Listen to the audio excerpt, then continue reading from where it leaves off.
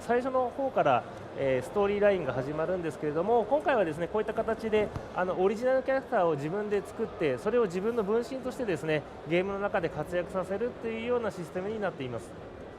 So the second game actually covers the whole story of Attack of Titan that was previously released in the series. So it's the first part was Series 1, but the second part is Series 1 and Series 2. And this time you will create your own character and you will experience the whole world of Attack of Titan as a unique person that you are creating yourself. Donc le premier jeu exploitait la première série, C'est ça. et là le deuxième jeu exploite la première et la deuxième. Oui, en fait, là, l'idée, c'est de découvrir.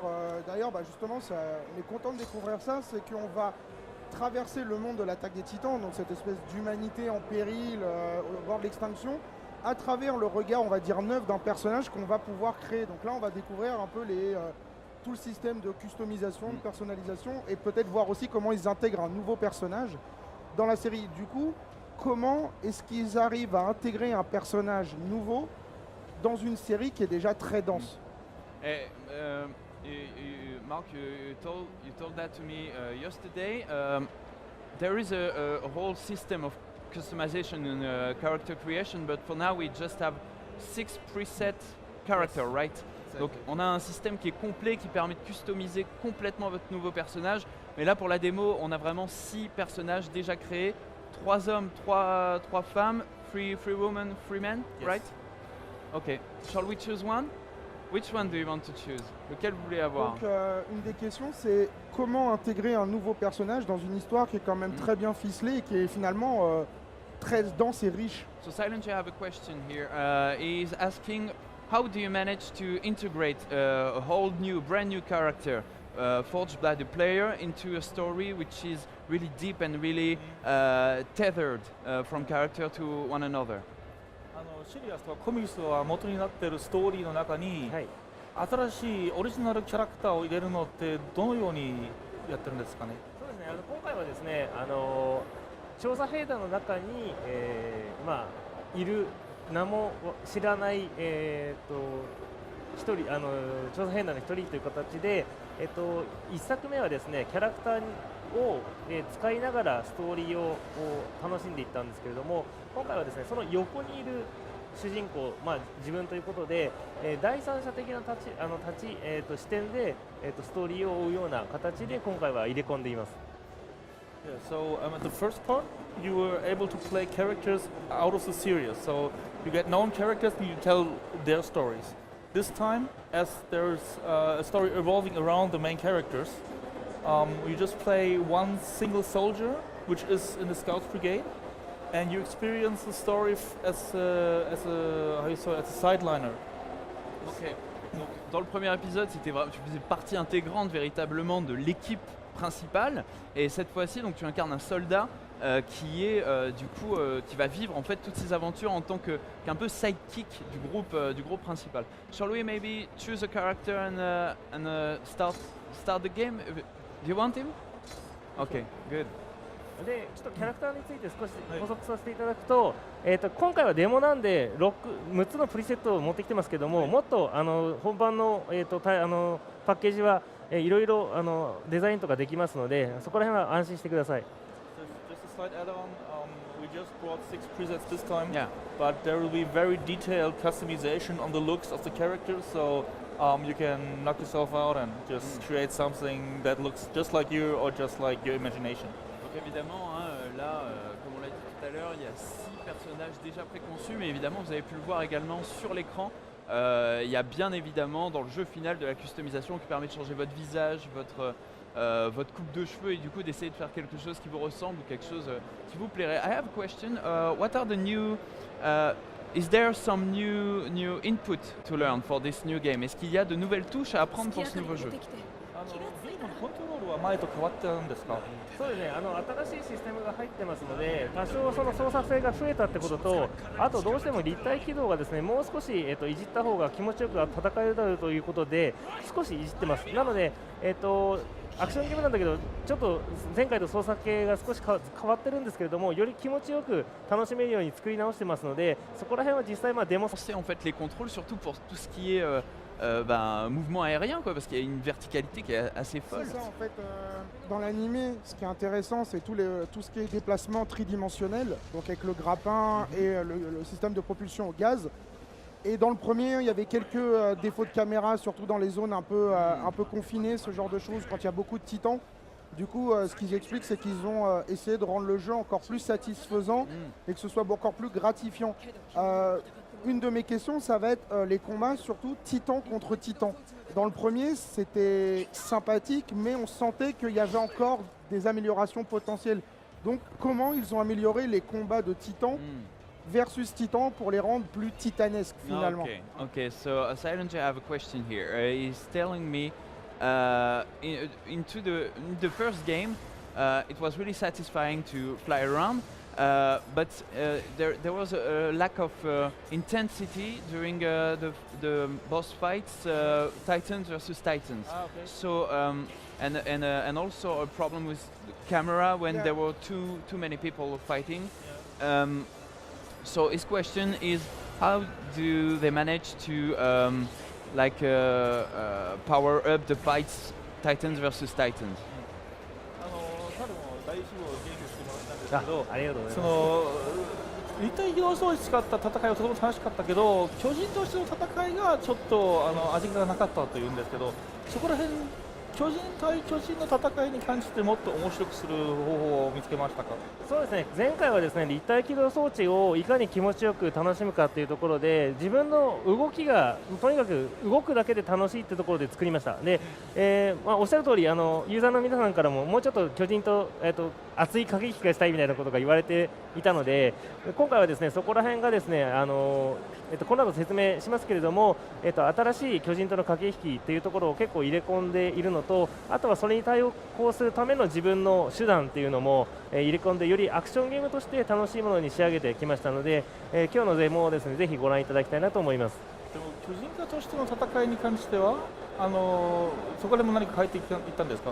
ですね、巨人はですね、今回はですね、前は結構棒立ち的なところが多かったんですけれども、かなりユーザーに対して、いろいろなリアクションをするようになったりとか、今回ちょっとバーサークモードみたいなのが入ってるんですけれども、巨人に一定時間以上見つかると急に攻撃的になって襲ってくるとか、そういったところで巨人の反応っていうところを、たくさん入れることによって、巨人との駆け引きが楽しめるようになるかなと思って入れ込んでいます。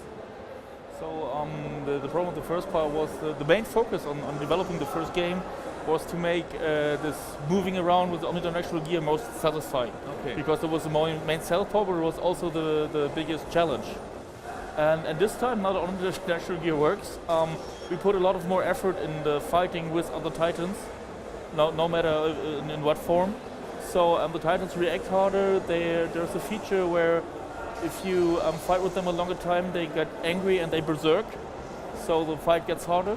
Their attacks get stronger. They leash out. They get faster. Okay. So the second time, there's a lot more effort in putting and making the Titans more realistic and making the fight itself more enjoyable, not only the moving around and only the actual gear. Okay. Donc du coup, il y avait vraiment un focus sur d'abord les déplacements.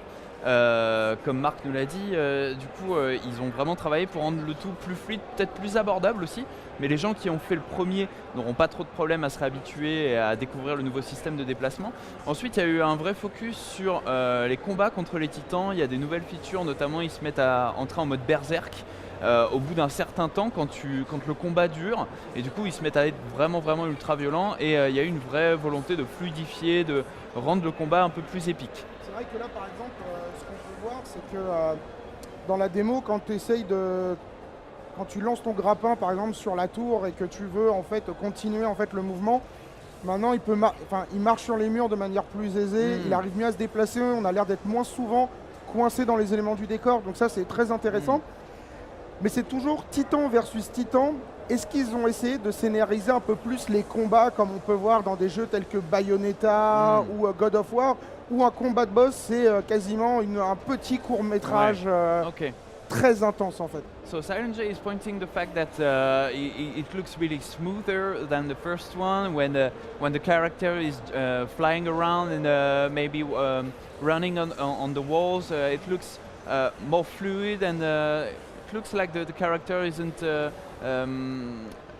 stuck anymore sometimes into the decorum. But he's asking, have you started to add some more scenaristic fights, boss fights, like it's like Bayonetta, where you have like it's like a short movie. The fight is like a short movie when you have some phases and you have some scenario and it's really punchy.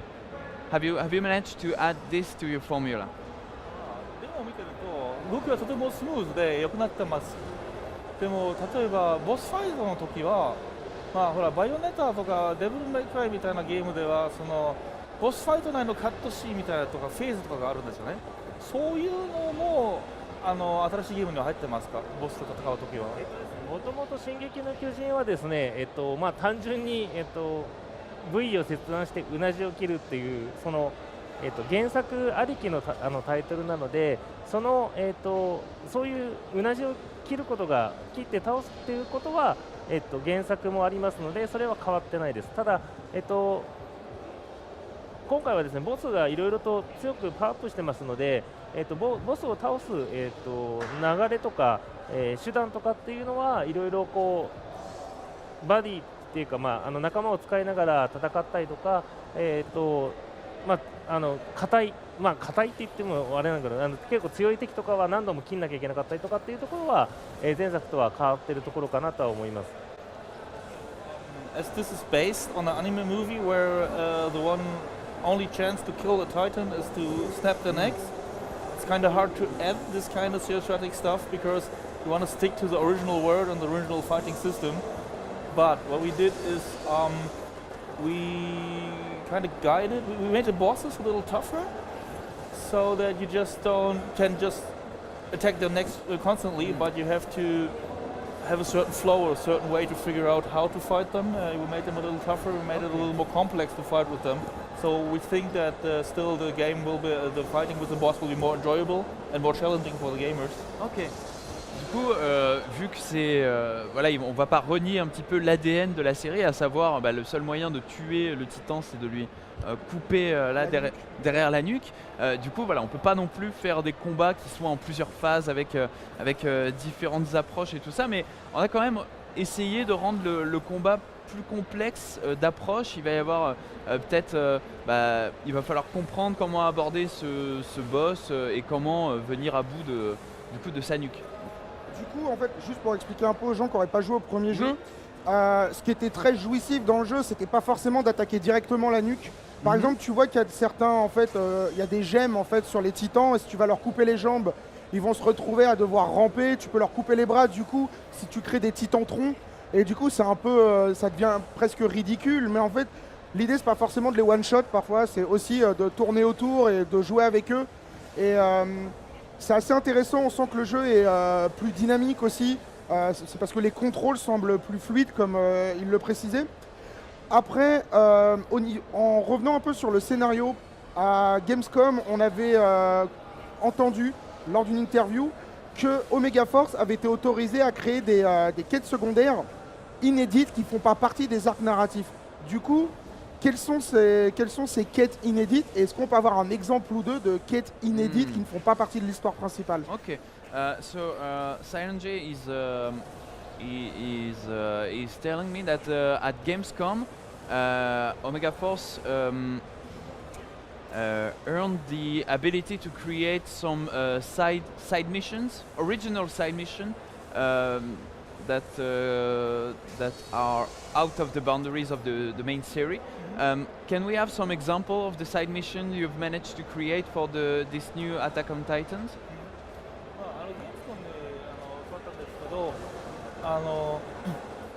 進撃の巨人に関しての内容に関してシリアスに入ってない内容をサイドストーリー、サイドミッションとかに入れる可能性があると聞かされたんですけど、それに関してどのようにゲームに入れたか教えてもらえますか？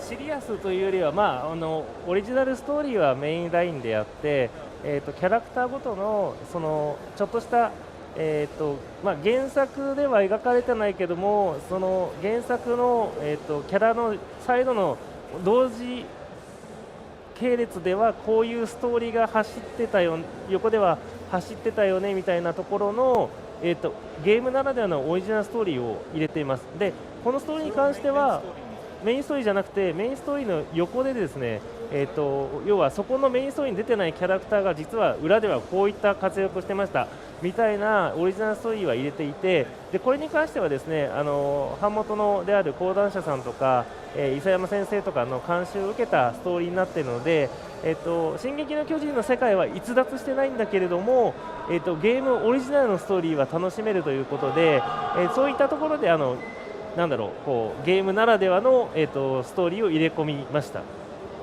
So this game, as you are creating an original character and like are acting the whole storyline in a different point of view, it's kind of like a side story that works next to the main storyline in the series arc. Okay. And the whole story is also approved by Kodansha, the publisher of the comics, is also approved by the author of Attack of Titan. So it is an originally approved side story that runs like next to the main story arc. That's only that you can only experience within the game. Ok, donc c'est vraiment une histoire originale, hein. En fait, tu demandais pour est-ce qu'il y a des side quests et tout ça qui vont être originales. En fait, c'est toute l'histoire qui est originale parce qu'elle se passe vraiment à côté des arcs principaux de la série 1 et 2. Et du coup, ça a été approuvé par du coup le créateur du manga. Donc, Justement, comme on ne savait pas encore tout le système de création de personnages, il parlait de quêtes secondaires inédites. Finalement, en fait, c'est vraiment tout un pan en fait, du monde. Je fais juste un petit aparté. Là, on a pu voir un semblant de télescope à l'écran. Oui. En fait, c'est une espèce d'attaque furtive. Ça te permet de one-shot en gros un titan. Du coup, c'est assez intéressant comme feature aussi. J'ai pas le souvenir qu'on avait ce genre de feature dans le premier. Du coup, ils ont vraiment essayé d'améliorer le gameplay au-delà des simples déplacements. Ensuite, je voudrais parler un peu de la version Switch. On a appris qu'il y avait une version Switch de l'Attaque des Titans 2. Donc, première question, quels ont été les sacrifices, si sacrifices il y a eu, pour rendre possible en fait un portage, avoir une version Switch en fait de l'Attaque des Titans 2. ok, on va commencer déjà par la question sur le monocle. Ouais. Silent J, I have two questions for you. The first one is on the gameplay side. We have seen a new feature. It's the little lens that you have. Can you show us what is it for and what is the use of this new tool and how do you manage to implement it into the gameplay? デモでレンズの遠視攻撃を見たんだけど、それを一度見せてもらえますか。そして説明してもらえますか。大丈夫です。はい、ですね、今回ですね、ある程度離れたところから巨人に見つからない距離でこう L2 ボタンを押していただくとこういう、レンズモードみたいになるんですけども、で、見つからないでその円のマーカーが全部いったところで三角ボタンをタイミングよく押して飛んでいって、でさらに、タイミングよく三角ボタンを押すと、一撃必殺で殺せるっていうモードが入っています。ただこれはリスクがあって、見ている時に見つかっちゃうと反対に相手が怒って、突っ込んでくるっていうところのリスクがあるんですけれども、まあリスクを取るか、遠くからの気持ちよく倒すのを取るかっていうようなアクションの一つのシステムの追加した要素となります。So we added this new feature, which is like a distant attack. So, well, you can spot a Titan from a distance, and then you can aim at him. And then, when you get the timing right, you have to push the triangle button to hook in, and then you rush in, and you have to also get the timing right to attack him. And then you can kill a Titan with one shot. Ok. But this has a risk. So if the Titan spots you while you are aiming at him, he will enrage and he will storm at you, enrage in berserk mode and attack you fiercely. Okay. So you can choose if you want to go for close combat or if you want to try the distance shot while risking to enrage him and getting fierce attacks. Ok, donc c'est une toute nouvelle feature en fait. C'est un genre, comme tu le disais, un genre une attaque télescopique en fait. C'est ça. En gros, tu vas zoomer sur le titan. Et puis ça va charger et si tu as le bon timing, parce qu'il faut appuyer sur des touches en même temps, si tu as le bon timing tu peux one shot le titan.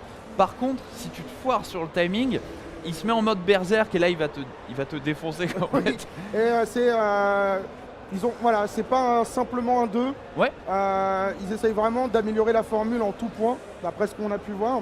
Et donc voilà, la version Switch, Oui. quels sont en fait les je vais demander. sacrifices sur la version Ouais. Switch? And the second question of Silent J is you managed for this time to release the game on Switch as well. What were the main challenges to develop for PS4 and Switch? It's not the same hardware device, not the same power, computing power. So what were the main challenges, and if you sacrificed some features or tech aspects, can you explain us which one and why? 今回は「進撃の巨人2」はプレイステーション XBOX だけじゃなくてスイッチにも発売されるんですけど、やっぱりそのゲームの機能がやっぱりゲーム機の機能が結構違うんですよね、スイッチとプレイステーション。だからそのプレイステーション、一部はプレイステーションだけだったけど、二部はスイッチにも対応して作るのに関してどこら辺がチャレンジがあって、もしかしたらどこら辺をやっぱ省かなきゃいけないとか、そこら辺はやっぱプレイステーションほどよくできないというところがありますか、そこら辺に説明してもらいました。前作はですね、プレイステーション3をベースに4と、実は欧州では出してないんですけれども、プレイステーションビータっていうハンドヘルドのやつも出してます。で、X1 と Steam と出したんですけれども、で今回はですね PS4 をベースとしてX1 と Steam と出して、我々としてはよく国内の方、日本国内でも、マルチ対応でよく周りに驚かれるんですけれども、PS4 を軸としてベースと作って、それを、スイッチのマシンパワーに合わせて、こうなんでしょう、マルチ展開するっていうことは、我々のなんでしょう、会社の、歴史上ですね、最も得意とするところの一つなので、スイッチに出したから何か減らしたかということは、そういうのは全くないです。なので今回はですね、一番クオリティよく遊べるのは PS4 のプロとか X1X とかで遊んでいただくと、フレームレートとか、Steam もPC もそうですけど、楽しめますし、ただですね、気軽に楽しむんであれば、スイッチとかだと結構持ち運びながら遊べたりするので、さらにですね、プレイ感は変わらないのでですね、それは好きなハードを選んで遊んでいただきたいなとは思ってはいます。So it wasn't released in outside of Japan, but in Japan there was also a PSP version of Attack of Titan 1. So there was also like we got PS3 version, a PS4 version, a PSP version. So we also got multi-platform. And Koei Tecmo is very experienced in doing multi-platform development. So this game is so the core is developed on PS4, and of course it's got features that you can use the PS4 Pro or the Xbox One X to increase frame rate, increase visuals. The same goes for the Steam version. So if you got a strong PC, you got like high frame rates and stuff like that. And of course there is a certain downgrade. The Switch doesn't have that strong hardware, so there might be a slight drop in the visuals. But except of that, the idea is to let every gamer enjoy the same game the same way. So it doesn't matter if you got a Switch or a PlayStation 4 or a PC or Xbox. You should be able to enjoy the game the same way, but maybe with a slightly different frame rate. But it's gonna be the same game, right? Same game, yes. Okay, it's not a different Same version. content, Okay, just same graphic, game, same features. just graphic difference. Graphic adapted to a Switch Ok, screen. Yeah. ok, donc effectivement, Marc nous disait qu'il y avait une version PS Vita hors du Japon pour le premier Attack on Titans. Et du coup, Tecmo Koei est vraiment habitué à faire du multiversion, même avec du hardware différent. Et du coup, pour ce Attack on Titans 2, ils ont prévu de faire vraiment la totale, c'est-à-dire des versions Xbox One X et PS4 Pro avec un meilleur framerate, une meilleure finesse au niveau des textures, mais aussi de faire en sorte, également sur PC, la version PC aura également le même soin, et également que ça puisse tourner de manière très propre sur PS4, Xbox One, et sur Switch aussi, parce que voilà, c'est aussi il va y avoir un travail de downgrade, c'est normal parce que c'est pas du tout le même device et c'est pas du tout le même hardware. Donc il y aura oui un downgrade graphique, mais sinon c'est le même jeu. Donc c'est vraiment louable, comme c'est pas une version différente, j'ai bien essayé de préciser. C'est vraiment le même jeu qui aura juste un framerate et peut-être une netteté différente. Est-ce qu'on peut peut-être, Mark, can we see a boss? J'ai une question, c'est ok. Ah oui, d'accord, ok, c'est un des boss Le du coup. titan bestial, c'est un peu l'antagoniste principal Ok. avec d'autres titans, mais c'est un peu le grand mystère de la saison 2, sauf Ouais. pour ceux qui auraient lu le manga. Au niveau de la Switch, un truc qui peut être intéressant à savoir, c'est est-ce qu'il y aura Différentes manières non, de jouer. plutôt est-ce qu'on aura le 1 sur Switch et un bundle du 1 et du 2. Ah, Parce que mine de rien, ça peut être intéressant pour les gens. really good question that Silent J is asking. For the Switch people, can we imagine to have a bundle with with the first game and the second one? Because people might haven't played the first one. スイッチの発売についてなんですけど、スイッチ用に一部もスイッチにスイッチバージョンを出して、例えば1部と2部のパッケージを売るとかそういう可能性はありますか？ですね、今回、進撃の巨人2はですね、進撃の巨人1でもやっているストーリーをもう一度オリジナルキャラクターの視点からプレイしていただくということでやっているので、現状のところはですね、今のところスイッチの方で進撃の巨人2から入っても、最初からストーリーを遊べるということで多分大丈夫だろうとは思っています。でただ、今後の後、もし用語が出れば少しは考えたいと思いますけれども、現時点では一応2を、遊んでもらえれば進撃の巨人のストーリーは全部網羅できるので、それで満足されるんじゃないかなとは思ってはいます。The beauty of Attack of Titan 2 is that we are covering the second and the third season from a visual point of view. So we are still even if you haven't played one, and you don't know the storyline, you will be able to learn and enjoy the whole story arc of Attack of Titan 1 and 2. Ok. So currently there is no concrete planning of adapting Attack of Titan 1 to Switch. But if the sales figures are good and there is a demand from the users, they might consider it. Ok, donc effectivement, vu que ce Attack on Titans 2 regroupe la première série et la seconde, il n'y a pas vraiment d'intérêt au final pour comprendre l'histoire d'avoir fait le 1 en fait. Tu n'es pas obligé, donc, mais par contre, ils sont ouverts à toute possibilité si jamais les joueurs sont peut-être demandeurs d'avoir un portage de Attack on Titans 1. Donc voilà, si vous êtes joueur Switch et que vous voulez voir apparaître Attack on Titans 1 sur votre console, n'hésitez pas à faire la demande à Tecmo Koei et bien à la faire en groupe. Alors il y a beaucoup de gens qui attendent la saison 3 de l'animé Ouais. et elle va apparaître en juillet prochain. Ah, tu penses à peut-être Voilà. un DLC Donc adaptatif? du coup, est-ce qu'ils pensent adapter la saison 3? Et si oui, est-ce que ce sera un Attack on Titans 3 ou comme tu le disais, une Peut-être- upgrade, une oui, mise voilà, à jour en fait Ouais. pour continuer à vivre l'histoire de l'attaque des titans Ouais. avec le même personnage. Okay, so as you know, there is the season 3 of Attack on Titans that is going to be released on July. That's it? That's in July. Okay, on July 2018. Are you gonna add the story of the season 3 into Attack on Titans 2, or do you keep it for Attack on Titans 3? 来年の7月にアタック・タイタンの第3期が出るんですけど、そうはい。いよいよ楽しみです。はい楽し。みですよね。そうそしてその第3部のストーリーをやっぱアタック・タイタン2でDLC みたいな感じに入れるプランですか、それともやっぱりそれをまた新しいゲームにして新しいゲームの内容として使うんですか？とりあえずですね、2に関してはシーズン2